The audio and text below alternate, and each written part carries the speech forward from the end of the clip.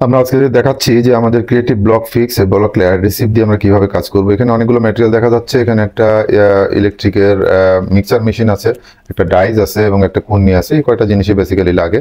তো আমরা কিভাবে কাজটা করব, আমরা প্রথমে একটা দেখতে পাচ্ছি যে আমার যে একটা ডাইস, এটা বিভিন্ন সাইজের জন্য বিভিন্ন ধরনের ডাইস থাকে, ব্লকের সাইজ অনুযায়ী ডিপেন্ড করে। তো এইটা হলো আমাদের ক্রিয়েটিভ ব্লক ফিক্সের ব্যাগ। এই ব্যাগটাকে আমরা এখন ইউজ করে আপনাদের সুবিধার জন্য কিভাবে একটা ফুল প্রসেস হয় এটা দেখানোর জন্য আমরা ভিডিওটা করছি। এটা আমাদের একটা ফর্মা, এটা আসলে 120 সাইজের একটা ফর্মা। 120 সাইজের যে ব্লকগুলো আছে এটার জন্য এটা স্পেশালি তৈরি এবং অন্যান্য সাইজের জন্য রয়েছে।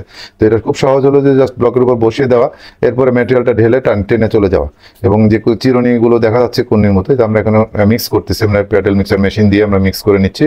প্রয়োজনে আমরা কিছু পানি অ্যাডজাস্ট করে নিব, পানির ডেন্সিটি অনুযায়ী কখনো কখনো কিছু কম বেশি পানি লাগে।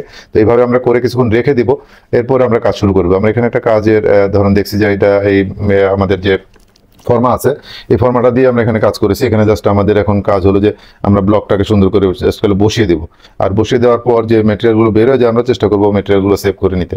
আমরা দেখাচ্ছি যে কিভাবে আমরা এই 120-এর একটা ব্লকের উপর আমরা নিচে একটা লেয়ার করার পরে উপরে লেয়ারে কাজ করছি। এটা 120-এর ফর্ম আমরা দেখতে পাচ্ছি। এরপরে আমরা এই যে মেটেরিয়ালটা আমরা গুলিয়ে রেখেছি, এই মেটেরিয়ালটাকে জাস্ট এটার মধ্যে আমরা ঢেলে দিব এবং ঢেলে দেওয়ার পরে আমরা কাজ শুরু করতে পারবো। এবং সবসময় মনে রাখবো আমরা যে যখন ব্লক ফিক্স করার পরে যে মেটেরিয়ালগুলো বের হয়ে যায় আমরা সেই মেটেরিয়ালগুলোর সাথে সাথে কুনি দিয়ে টেনে নেবো। এটা এত অনেক আঠালো থাকে, এটা সহজে পড়ে যায় না। সো আমরা সহজেই প্রত্যেকটা প্রোডাক্ট এবং এলিমেন্টসটাকে সেভ করতে পারি। আমরা যখন দেখতেছি যে আমরা এই ফর্মার মধ্যে আমরা জাস্ট মেটেরিয়ালটাকে ঢেলে দেবো। এটা সিমেন্টের মতো এত ঘন হয় না, আর একটুখানি লিকুইড হয়, একটু পাতলা হয়, যে কারণে এটা টেনে যেতে অনেক সুবিধা হয় এবং অ্যাডহেসিভ অনেক বেশি। এর অল্প অ্যাডহেশনে 3 মিলি 4 মিলি থিকনেসে আপনার যথেষ্ট স্ট্রেন্থ চলে আসবে এবং bonding strength, sharing strength, tensile strength সবকিছু আপনারা বেশি পাবেন। এই যে জাস্ট এইভাবে আমরা এখন টেনে যাচ্ছি, আমরা টেনে শেষ মাথার মতো জ্বালাম। এরপরে আমরা আমাদের এই যে মেটেরিয়ালগুলো জাস্ট আমাদের যে ব্লকটা লাগবে সেই ব্লকটা বসিয়ে দিচ্ছি। এটা যেহেতু একটা স্যাম্পল ওয়ার্ক, সেম ভাবে আমরা মিডল পর্যায়ে যে একটা লেয়ার আছে বা একটা রো আছে সেটাতে আমরা আবার মেটেরিয়াল দিচ্ছি। এইভাবে জাস্ট আপনারা কাজটা করবেন। আমাদের ইঞ্জিনিয়ার সাহেব এখানে আছেন, উনি কাজটা তদারকি করছেন।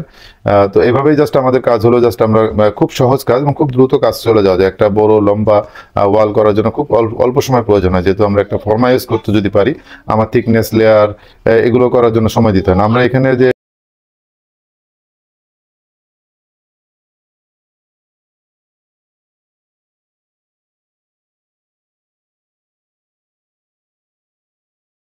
হাতুড়ি ইউজ করতেছে, আমরা চেষ্টা করবো একটা রাবারের হাতুড়ি পাওয়া যায় সেটা দিয়ে কাজ করতে, যেহেতু এই ব্লকগুলো নাহলে ফেটে যেতে পারে, লোহা দিয়ে বাড়ি দিলে পারে। তো ধন্যবাদ।